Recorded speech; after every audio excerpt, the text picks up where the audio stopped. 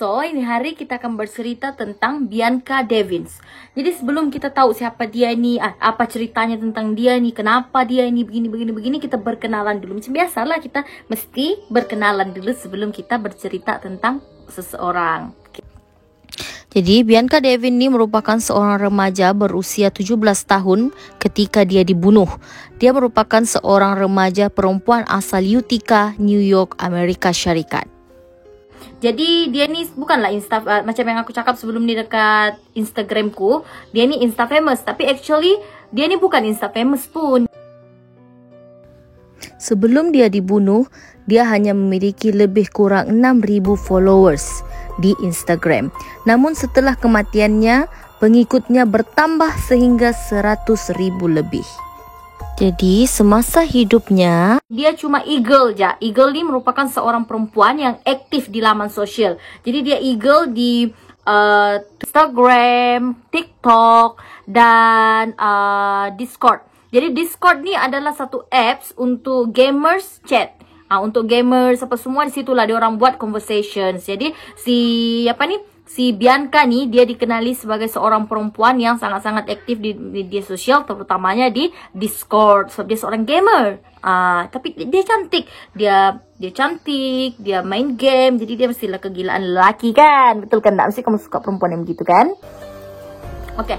Jadi dia ni dibunuh pada 14 Julai 2019, yaitu pada hari Ahad, oleh seorang lelaki yang bernama Brandon Clark.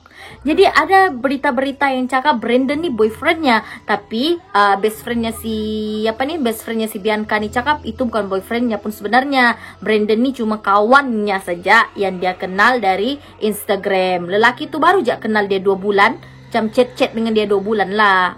Gitu. Jadi pada satu hari si Brandon ni dengan si Bianca pergilah satu konsert. Ada artis datang dari Canada pergi New York ni. Jadi diorang dua ni pun pergi konsert tu. Si Brandon ni pergi jemputlah si Bianca ni mau bawa pergi konsert. Jadi si Bianca ni sebenarnya dia ni melayan banyak lelaki. Dia melayan lelaki-lelaki semua dan si Brandon ni sangkutlah di dia. Si Brandon ni sebenarnya dia punya stalker. Lelaki ni macam minat dia apa semua, jadi becet sampailah dia orang pun berjumpa and then pergilah konsert tu. Jadi masa konsert tu ndak tahulah macam mana ceritanya, apakah kesnya. Dia orang bergaduh. Dia bergaduh. Lepas tu si Bianca ni pun pergilah dengan satu orang laki-laki. Dia pun bercium, tak tahulah bercium kah, tercium kah, dicium kah sama lelaki ni. Jadi si Brandon ni pun nampak. Jadi lepas dia bergaduh apa semua tu, mungkin dia berbaiklah, so dipujuk. Jadi dia pun baliklah sama si Brandon. Jadi on the way dia balik ni, mungkin dia bergaduh lagi gara-gara si Brandon cemburu. Si Brandon kan desperate dengan dia. Jadi si Brandon ni pun bergaduh dengan dia sampailah si Brandon bunuh dia, Si Brandon ni bunuh dia, kau tahu kah? Dibunuh bah dia. Jadi sebab apalah si Brandon bunuh si Bianca ni? Sebab cemburu. Sebetulnya orang cakap, kalau suka jangan melampau suka, kalau sayang jangan melampau sayang, desperate jangan melampau desperate. Nanti kang free membunuh sebab terlalu cemburu. Dan bagi dia tidak ada orang lain yang boleh dekat si Bianca di selain dia. Jadi dibunuhnya lah si Bianca. Yang paling teruknya nih, kritikalnya apa? Jatuh spekku. Paling teruk, paling kritikalnya nih apa? Lepas dia bunuh nih si Bianca, dia pergi post. Pada pukul 6 pagi ada satu account di Discord ni namanya April Ratia. Ni pun dia post satu gambar. Followers ni dia orang tengok tu, itu macam si Bianca. Sebab makeupnya orang yang dibunuh tu sama macam makeupnya si Bianca guna masa last tu. Gambar tu di post, gambar berdarah lah, lehernya sudah dipotong lah. Begitulah dia post. Lepas tu dia letak di situ captionnya apa? Sorry fuckers, have to find someone else to orbit. Dia post begitu.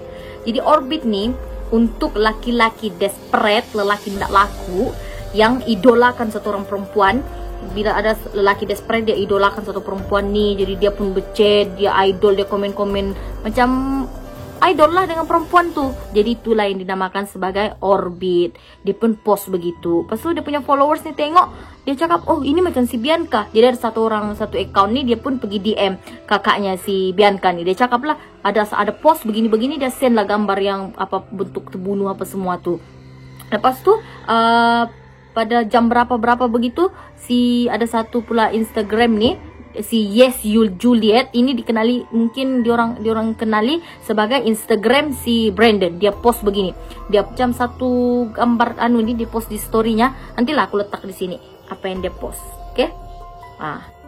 Selain daripada tuh ada juga yang post gambar macam gitu di Snapchat. I'm sorry, Bianca. Jadi lepas dia bunuh si Bianca nih, si Brandon nih pergi call polis. Dia call 911, dia call 911. Dia pun cakap lah dia sudah bunuh si Bianca apa semua. Jadi lepas polis ni siasat, dia macam cari di mana tempatnya, locationnya. Akhirnya dia orang pun jumpa si Brandon. Si Brandon masa dijumpa tuh dia tengah mau cuba bunuh diri, letak pisau begini. Tapi ndaklah dia bunuh diri, ndak sempat dia bunuh diri. Polis datang, polis halang dia. So polis pun bawa lah dia pergi hospital sebab dia ada luka juga lah, bawa pergi hospital. Lepas tu pun kena siasat apa-apa semua. Lepas dikonfirm yang itu adalah si Bianca, nih banyak daripada followers, banjir pink tuh, itu menunjukkan rasa simpati terhadap si Bianca nih. Oke, jadi begitulah cerita si Bianca Devin. Umurnya baru aja 17 tahun ya. Kesian. Jadi untuk kamu-kamu semua nih yang hati-hatilah, jangan terlalu melayan orang yang tidak dikenal, jangan terlalu expose kamu punya diri, stay safe, jangan terlalu publikkan kita punya diri. Kita tidak tahu hati orang. Ada aja orang yang nampak baik tapi sebenarnya kita tidak tahu. Oke? Thanks, enjoy watching. Kalau ada kekurangan kamu orang boleh komen, oke? I see you.